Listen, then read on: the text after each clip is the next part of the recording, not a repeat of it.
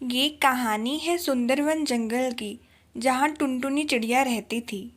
टुनटुनी का एक आम का बगीचा था, जहाँ के आम बेच के वह अपने जीवन का गुजारा करती। इसी जंगल में कल्लू कौवा अभी नया नया रहने के लिए आता है। अरे बंटी जी, नमस्ते। मैं कल्लू कौवा हूँ। मैं इस जंगल में अभी नया नया ही रहने आया हूँ। क्या आप मुझे बता सकते हैं इस जंगल में और कौन कौन रहता है, ताकि मैं सबसे परिचित हो पाऊँ।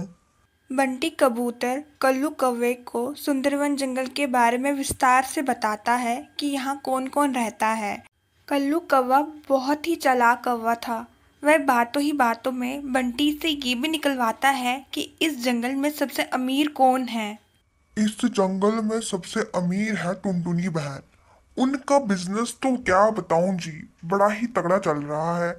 इस साल उनके आमों की खेती बड़ी ही जबरदस्त हुई है और उनके आम तो सोने के भाव बिक रहे हैं।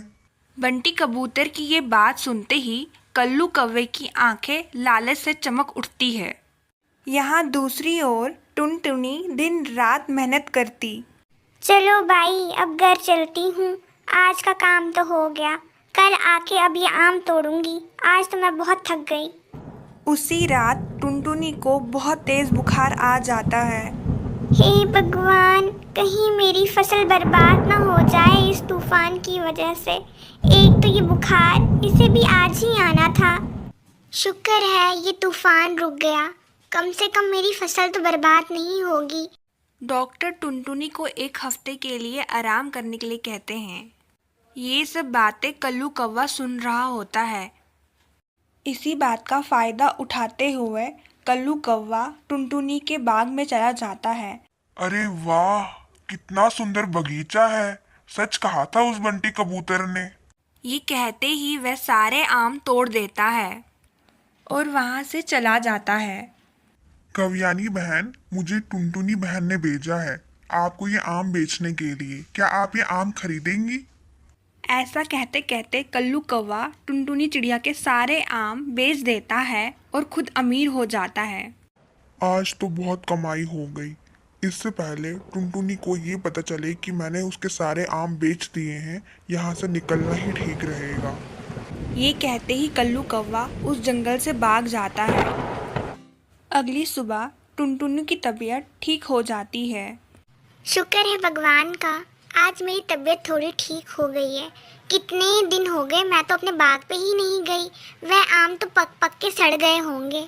बगीचे में जाते समय उसे कव्यानी मिल जाती है। अरे टुनटुनी बहन, तुम इतने दिन से कहाँ थी? तुमने क्या कल्लू कौवे को भेजा था अपने आम बेचने के लिए? वह तो तुम्हारे सारे आम बेच रहा था। कव्यानी की ये बात सुनते ही टुनटुनी फटाफट से अपने बगीचे की ओर भाग जाती है। टुनटुनी के खाली पेड़ देखकर होश उड़ जाते हैं। हे भगवान, ये कालू कौवा तो एक नंबर का चोर निकला। इसने तो मेरे सारे आम चोरी कर लिए। वह इस बात की रिपोर्ट पुलिस स्टेशन जाके भी करती, लेकिन कोई फायदा नहीं होता क्योंकि कल्लू कौवा भाग गया था। दिन यूं ही बीतते गए। टुनटुनी अपना नया बगीचा तैयार करती है। इस बार टुनटुनी ने केले का बगीचा बनाया। कुछ ही वर्षों में उसका पूरा बगीचा बनके तैयार हो गया और वह दोबारा अमीर हो गई। टुनटुनी चिड़िया अपनी ऐसी फसल देखकर बहुत खुश हुई और वह अब पहले से ज़्यादा अमीर हो गई। कल्लू कौवे को भी उसके किए की सज़ा मिल गई। वह जिस रात टुनटुनी के पैसे लेके भागा था, उसी रात को उसका एक्सीडेंट हो गया था और वह जिंदगी भर के लिए अब चल नहीं सकता। किसी ने सच ही कहा है, समय बहुत बलवान है। दोस्तों, आपको कहानी कैसी लगी कमेंट करके ज़रूर बताएं। Bye bye. ये कहानी है रमा और पायल की। रमा पायल की सौतेली माँ थी। रमा की एक और बेटी थी पलक। रमा पलक से बहुत प्यार करती, लेकिन पायल से सौतेला व्यवहार करती। पलक बेटा, जाओ जल्दी, आपको स्कूल के लिए देरी हो रही है। और तुम पायल, जल्दी जल्दी अंदर चलो और मेरा काम में हाथ बटाओ। मगर माँ, मुझे भी पलक की तरह स्कूल जाना है, डॉक्टर बनना है। तुम हो एक नंबर की गवार, बड़ी आई डॉक्टर बनने वाली। चल जल्दी जल्दी अंदर चल और काम खत्म करने में मेरी मदद कर। माँ की ऐसी बातें सुनकर पायल वहाँ से रोते रोते जंगल में आ जाती है। तभी अचानक से पायल को कोई अजीब सी आवाज़ सुनाई देती है। क्या हुआ पायल बेटा, आप क्यों रो रहे हो? पेड़ की ऐसी आवाज़ सुनकर पायल हैरान हो गई। पायल पेड़ को सब सच सच बता देती है कि कैसे उसकी सौतेली माँ उसके साथ बुरा व्यवहार करती है और उसे पढ़ा नहीं रही है। पायल, तुम फिक्र मत करो, मैं एक जादुई पेड़ हूँ और तुम्हें वरदान देता हूँ कि तुम खूब पढ़ोगी और तुम एक डॉक्टर बनोगी। पेड़ का ऐसा वरदान पाते ही पायल की जिंदगी पूरी तरह से बदल गई। समय यूं ही बीतता गया और पायल एक दिन डॉक्टर बन ही गई। डॉक्टर साहब, मुझे बचा लीजिए, मैं मरना नहीं चाहती, मुझे कृपया करके बचा लें। आप बिल्कुल भी फिक्र ना करें माता जी, मैं आपको बिल्कुल ठीक कर दूंगी, आप घबराएं नहीं। बस छोटी मोटी सी तकलीफ है, एक इंजेक्शन लगा के दूर हो जाएगी। डॉक्टर पायल फटाफट से माताजी की जांच करती है और उसे पता चलता है कि माताजी का बीपी हाई हो गया है। वह माताजी को तुरंत एक इंजेक्शन लगा लेती है, जिसके कारण उन्हें तुरंत ही आराम मिल जाता है। माता जी, आपके घर में कौन कौन है और आपकी इतनी खराब हालत कैसे हो गई? आपके बच्चे कहाँ हैं?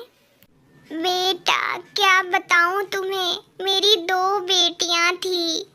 एक मेरी सौतेली बेटी थी, उसे मैंने बहुत परेशान किया और वह बेचारी तो घर छोड़ के ही चली गई। और दूसरी मेरी अपनी बेटी थी, जिसको मैंने पढ़ाया लिखाया और आज उसने मुझे ही घर से निकाल दिया। माता जी, कहीं आपकी बेटियों का नाम प्रिया और पलक तो नहीं था? मैं आपकी वही बेटी हूँ जिसे आपने घर से निकाल दिया था।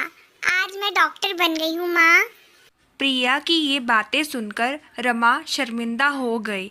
बेटा, मुझे माफ कर दे, मुझे मेरे किए की सजा मिल गई, तभी तो आज मेरी बेटी मुझे छोड़ के चली गई। बेटा, ये मेरे कर्मों का फल ही है।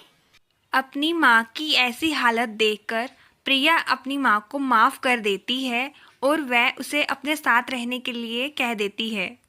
तो देखा आपने दोस्तों, किसी ने सच ही कहा है, जैसा बोओगे वैसा काटोगे। मैं आपसे फिर जल्द ही मिलूंगी, तब तक के लिए आप अपना ख्याल रखिए। Bye bye.